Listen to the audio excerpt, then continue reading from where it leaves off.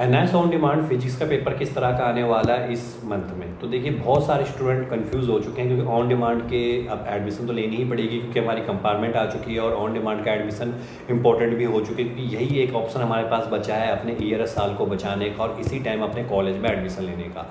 लेकिन स्टूडेंट जो 12th का फिजिक्स में जिनकी कंपार्टमेंट आ रखी होगी और जिन्होंने फिजिक्स का ऑन डिमांड का एग्जाम फिलअप करना होगा उनके मन में डाउट आने लग गया है क्या कि मैं एनआईएस ऑन डिमांड का जो फिजिक्स का पेपर है वो किस तरह का आता है, उसमें किस तरह से क्वेश्चन पूछे जाते हैं और किस तरह से वो पेपर बन के आता है, क्या बोर्ड पेपर रहता है, कैसे लिखना होता है। तो वही आज हम आपको डिस्कस करने वाले हैं। कंटेंट वीडियो उन स्टूडेंट के लिए बहुत ज़्यादा इंपॉर्टेंट होने वाली है जो कि फिजिक्स में सबसे ज़्यादा वीक है, जिन्होंने एनआईएस ऑन डिमांड का फिजिक्स का पेपर देने वाले हैं। तो देखिए सबसे पहले तो आप ये समझिए कि जो एनआईएस ऑन डिमांड का जो फिजिक्स का पेपर आता है ये पेपर वैसा नहीं आने वाला जैसा कि आप अपने बोर्ड क्लास में दे के निकले हुए हैं, चाहे कोई भी बोर्ड क्लास आपका रहा हो। अब दूसरा केस ये आ जाता है कि स्टूडेंट को ये समझ में नहीं आता कि क्या एनसीईआरटी का सिलेबस आएगा या फिर मैं एनआईएस ऑन डिमांड में जो मेरा सिंपल पेपर है वो आएगा।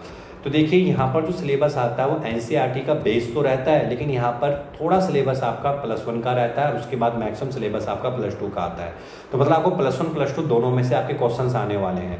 अब स्टूडेंट ये सोचते हैं कि यार +1 में से क्वेश्चन आने वाले, मैं तो कुछ भी नहीं पढ़ा हुआ, मैं तो भूल भी चुका हूँ, तो +1 की तैयारी कैसे होगी। और अगर आप फिजिक्स को नोट करेंगे तो कम से कम 27+ चैप्टर यहाँ पे बन जाते हैं। अब स्टूडेंट को ये मन में डाउट आता है कि इसका फुल सिलेबस की तैयारी मैं कैसे करूँ।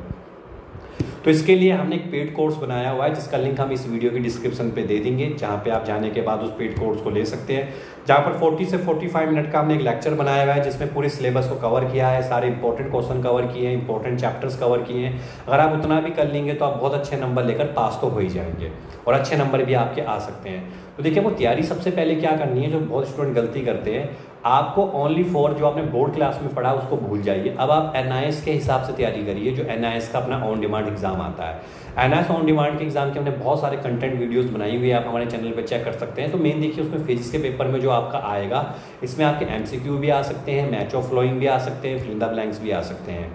पेपर इतना टफ लेवल नहीं रहेगा, बस पेपर का बेस पता होना चाहिए। आपको बोर्ड पेपर की प्रैक्टिस करनी है, जो प्रीवियस है, सैम्पल पेपर की प्रैक्टिस करनी है और कोशिश ये करना है कि आप इंपॉर्टेंट क्वेश्चन को जरूर करिए। पूरा सिलेबस करने का हमारे पास टाइम नहीं है, इसी के लिए हमने वो पेड कोर्स बनाया है स्टूडेंट के फिजिक्स के लिए, ताकि स्टूडेंट उस कोर्स से आप उनको पता लग जाएगा उस पूरे लेक्चर से, जो पूरा एक 40 से 45 मिनट का फुल लेक्चर है, कि मेरे क्वेश्चंस कैसे आने वाले हैं, मुझे क्या पढ़ना चाहिए, क्या छोड़ना चाहिए और मैं अपनी तैयारी ऐसी कैसे करूँ कि मेरे बहुत अच्छे नंबर यहाँ पर आ जाए। तो फिजिक्स पढ़ने के लिए बस हमने बेसिक कंसेप्ट को क्लियर करिए जितना हो सके। प्रीवियस ईयर के जो एनआईएस के अपने बोर्ड पेपर है पब्लिक एग्जाम के, उनकी प्रैक्टिस करते जाइए।